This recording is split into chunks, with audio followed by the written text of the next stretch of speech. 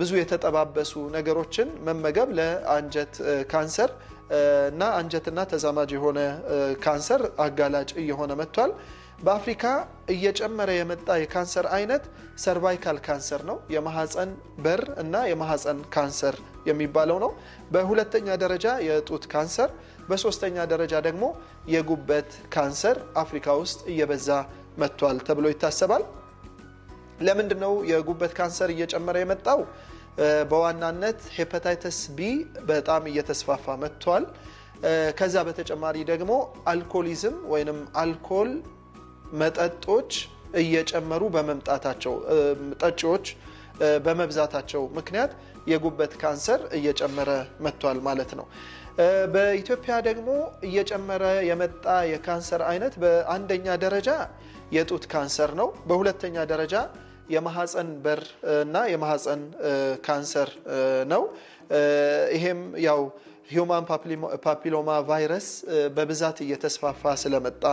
ሊሆን ይችላል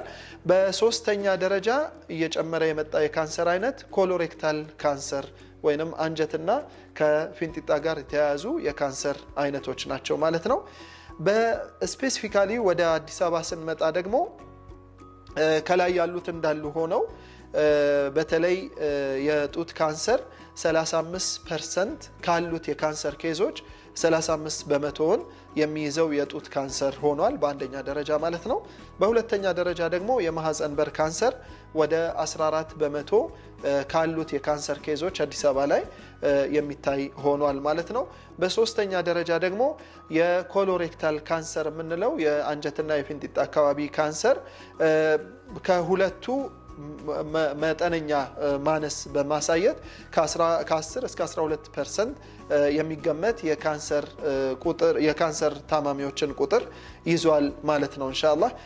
በመቀጠል ተመልካቾች የካንሰር ኬዞች በምን ያህል ቁጥር ነው ያሉት በአሁን ሰዓት ይሄንን ስንናገር ኢንሻአላህ አላህ ይጠብቀንና ዋናው የተፈለገው ምንድነው ቁጥሩን መንገር ቢያንስ ለሪስኩ መጋለጥን እንድንቀንስ ይረዳናልና መከላከያ መንገዶቹን አላህ ካለ በሚቀጥለው ሳምንት የምናያቸው ይሆናል እንዴት ነው ካንሰርን መከላከል የሚቻለው ከመጣ በኋላስ እንዴት ነው የምንታከመው ምን አይነት የህክምና አማራጮች አሉ በምግብስ እንዴት ነው የምናከመው እነዚህን ደግሞ በሚቀጥለው ሳምንት የምናቀርብ ይሆናል ኢንሻአላህ የካንሰር ኬዞችን ስናይ የካንሰር ኬዝ በዓለም አቀፍ ደረጃ በአሁን ሰዓት በተለይ የተሰራው ጥናት 2022